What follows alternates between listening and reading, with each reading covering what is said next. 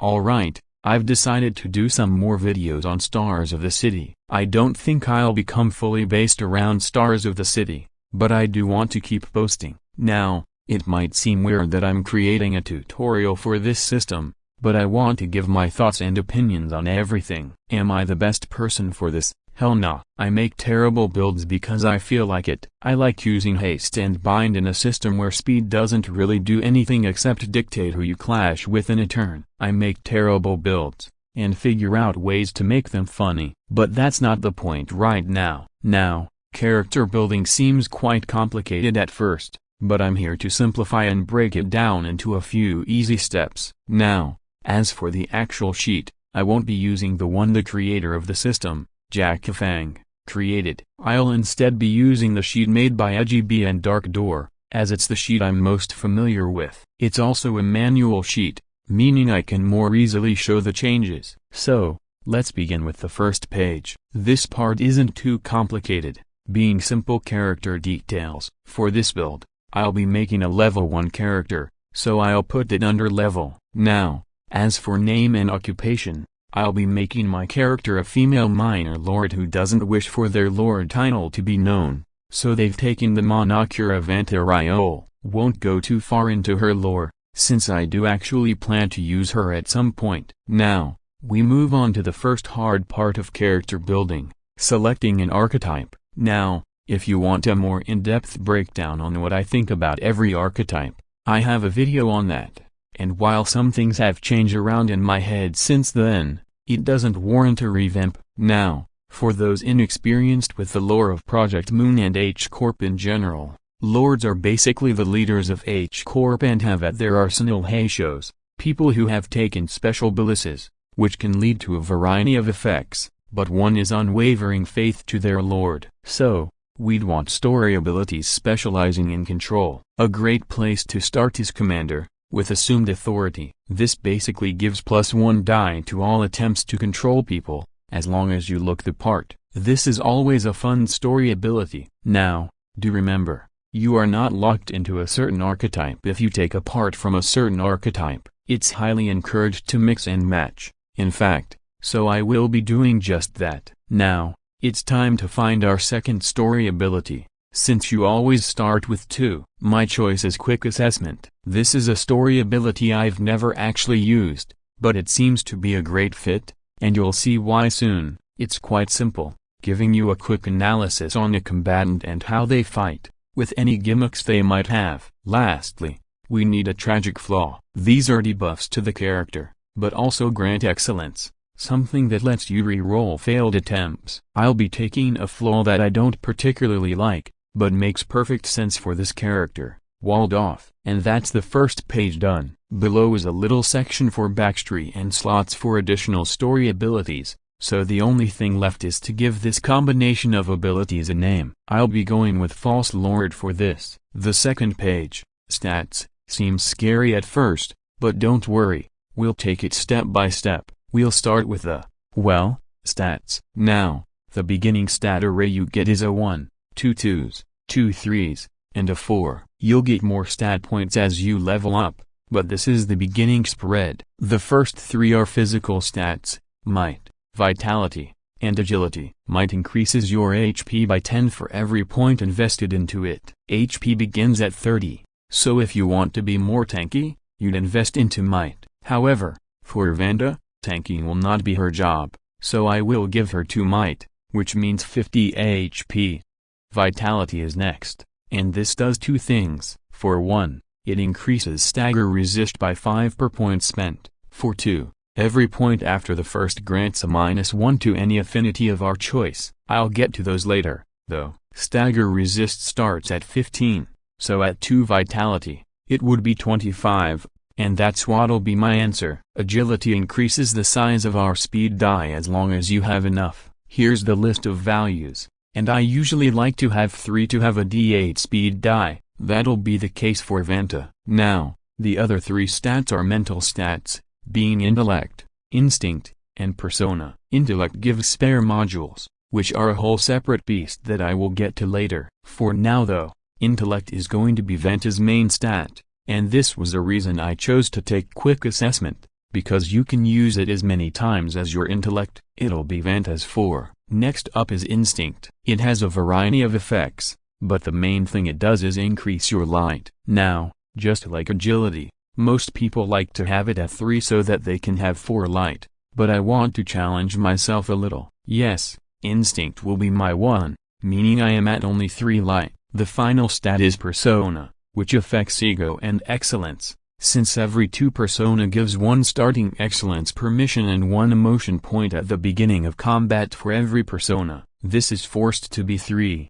since it's the only stat I have left. This also means at the beginning of every combat, I'll begin with 3 emotion points, which I will get to in a little while. So, that's the first part of this page. Let's move on to the other half. Now, as I said before, every 2 points of persona grants a starting excellence, so let's mark that down, and that's all we have to do over there. Next is the affinity table. Every character begins with a weakness. This can either be a +2 to a certain damage type, or a +1 to a certain stagger type. For Vanta, I'll be taking a +1 to my blunt stagger resistance. If you remember back to our vitality, we have 2, meaning I also get a -1 to whatever I want. Do note that this can't be used to affect your weakness in any way, so it has to be something else. I'll choose to place it in my pierce damage resistance. Now, we move on to battle abilities. Technically, this is part of your archetype, but I chose to ignore it until now because it keeps pace. For this, it's actually a simple choice. I'll be going back to Commander and taking Follow My Lead. You'll see why this is my choice a little later, when I discuss skill making. Finally, the last part of this page, feats. You start with 1, and get more over time. The choice is quite simple for me, actually. Since Vanta is going to be a mono-pierce character, using a spear as her main weapon, I'll be taking the feat to buff Pierce Dice, Pierce Through. This also updates her affinities, so I've made sure to mark that down. And that's all for this page. Now, we move on to the hardest part, skills. So, let's start easy. At level 1, you have access to 4 skill slots. For convenience sake, I'll create a skill of every light cost, 0, 1, 2, and 3. We first begin with the 0 cost, and we've only got 2 options for bases,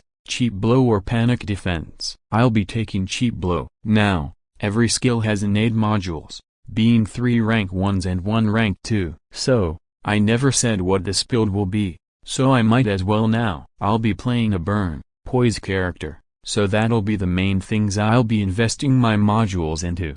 However, since this is 0 cost, it'll not be great for inflicting or gaining anything. But hey, it's a little tool in case I ever don't have light or need to regain some. Now, to start, let's go over the rank 1s. The first one that's quite obvious is Poised. This means that I'll gain 1 poise when using this skill, which will trigger Follow My Lead, meaning I can give another ally 1 poise. But, turn your gaze over to the beginning of that text. That's called a tag. Each skill can only have 1 of the same tag at a time, meaning that since I have an on-use tag, I cannot use another on-use tag on this skill. This isn't a problem, though. I want this skill to be a decent way to give poise, so let's give it more ways to generate poise. One simple way is to use recursive crit. The crit tag triggers whenever a die rolls the maximum value, which is what poise excels at, so we want a smaller die size. This can be done using our 1 innate rank 2 for the module Reliable. As for the last rank 1, I'll give this skill Fast to gain some haste. Haste, while not crazy, does mean that if someone doesn't need poise, I can still give them a good buff in being a little faster next scene. And that's the first skill done. Cost 1 has quite a few more skill bases, but I have my eyes on Riposte. Now, I said this would be a burn build, yet that last skill was all poise. So, let's get some burn, while also teaching another lesson. Normally, you can only take each module once. However, some are repeatable, meaning they can appear on a skill more than once.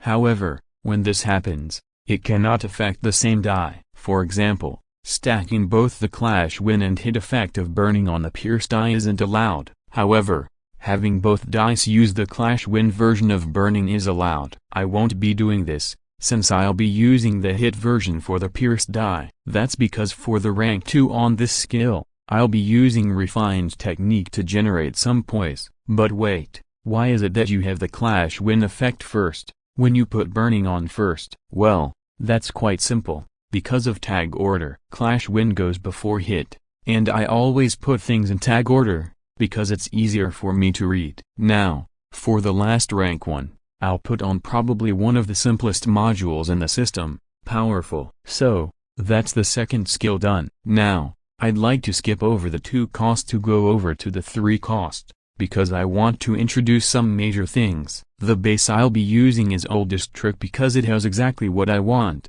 and evade. This is good, because I want to use the rank 2 module controlled breathing. But oh no, I want to use another rank 2? Is there anything I can do? Yes, there is. See, if you remember what I said intellect was used for, we're now going to be talking about spare modules. Every skill has innate modules, yes, but they can also be given spare modules. Intellect gives spare modules, but leveling up does as well. Now, the reason why I went for 4 intellect is because at 4 intellect, you gain 1 spare rank 2 module. We'll be using that here to go right into our next lesson. The module this skill will be using is cheating. Cheating is a very strong module, because it gives you access to a rank 3 module. Of course, there's a price, and that price is limit. Basically, limit means you can only use this skill a certain amount of times before it becomes unavailable. For cheating, it has limit 3, meaning the skill it is placed on can only be used 3 times before needing to be recharged. I get this,